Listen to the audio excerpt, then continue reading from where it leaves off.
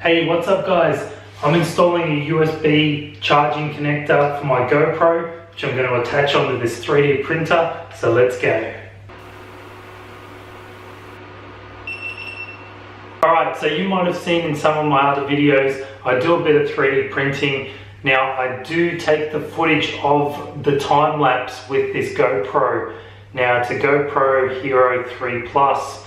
I've had it for a while now. But one of the downsides to actually trying to take pictures or time lapses on a 3D printer is that some of the prints can last for a long time, even up to 12, 24 hours. Running the GoPro that time and taking photos will drain the battery. I've got an extra battery on the back. It still doesn't cope. Battery goes flat and that cuts off the remainder of your footage. So what I've been doing in the meantime, I've been running an external battery unit that connects in to the GoPro, and it's just been sitting down by the side of the 3D printer. So what I want to do is actually hardline connect that in, and what I've gone and purchased is one of these transformer packs off eBay.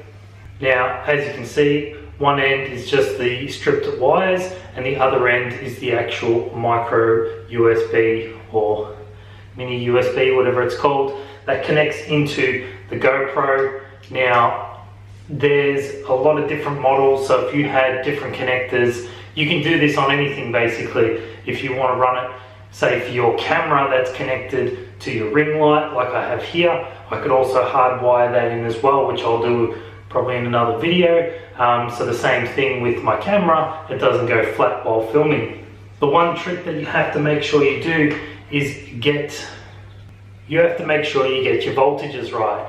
Now, the GoPro itself runs off the 5-volt USB connector, and the input on which we have on the 3D printer is 12 volt. So we have 12 volt coming from the 3D printer, going into this little transformer which takes it down to 5 volts into the GoPro. So I'm going to actually open this unit up. Here we have inside the little transformer. So basically the electronics in that converts it from the 12 volt down to the 5 volt and keeps a stable DC voltage there. Now what I have to do is unsolder these ones for the GoPro side, because what I'm going to do is drill down through the 3D printer and run that down in the corner. So I'm going to hot glue the wire up against the edges of the 3D printer and drill down through and connect it up to the actual transformer of the 3D printer. Now with the transformer, it's only 12 volts, so it's pretty safe to actually use, but just make sure you disconnect it from the wall, and basically your red goes to your positive and your black goes to the ground. Now it's only a small amount of current that the GoPro is going to draw, so I'm not too worried about the transformer being overloaded. So let's start drilling the 3D printer.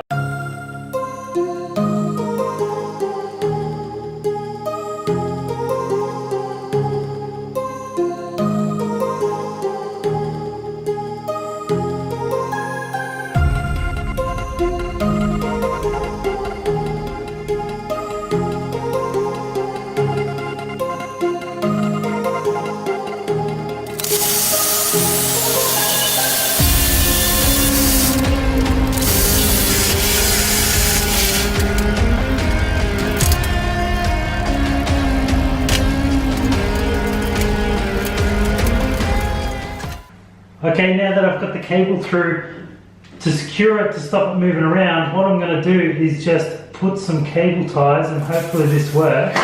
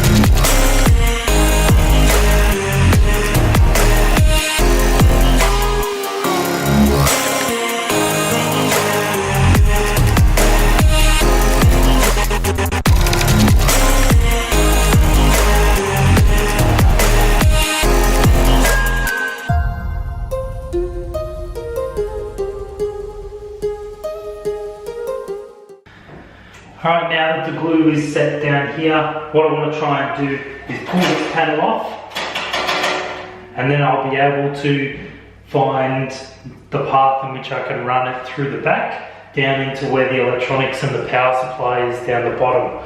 So I'm going to take this off, connect it up with the cable ties down through that hole, and then we'll get into the actual wiring part.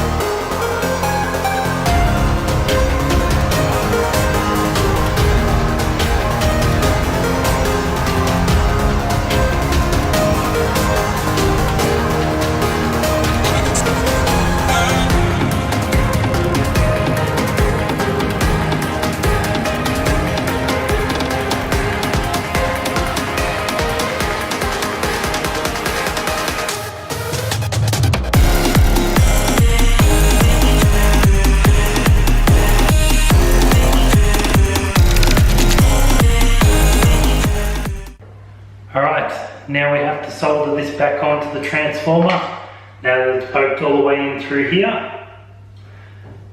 And then once we've soldered that on, I'm going to put these two leads on this transformer.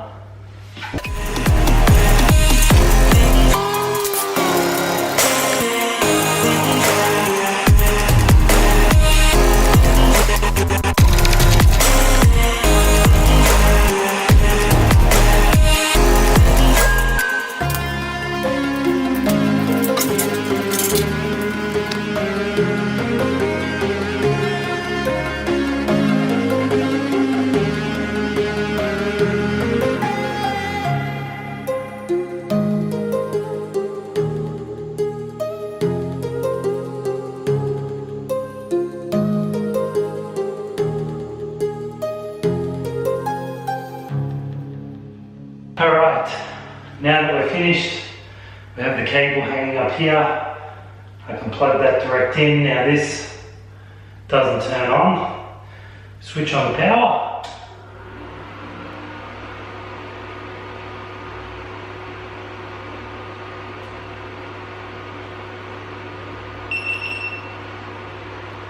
There we go, turns on straight away. Alright, so that worked exactly how I wanted it to, so I'm happy with that. Now, the only thing that I noticed was the transformer that I bought was 12 volt, and the transformer inside the printer was 24 volt, but the little transformer pack actually went from 12 all the way up to 24, so I was lucky with that. Still worked, we still get 5 volt input into the GoPro. One other downside I would say is that the cable I purchased was a straight down 90 degree. Now at the time I thought, yeah, perfect, it's going to fit, but because of the 3D printed case it actually hits. I should be able to put it into the back one instead, so not a big issue, but just in case you're going to do something similar, just make sure you've got enough space to get that cable out. So if you have any questions or comments, throw them in the comment section below. But thanks for watching, and we'll see you next time. Thanks for watching my video. If you liked it, hit that like button, or you can subscribe by hitting the button up here. Now I've also got a couple more videos up here on this side, and I've also got my cryptocurrency channel over here, so go check that out. But thanks again for watching, and we'll see you next time.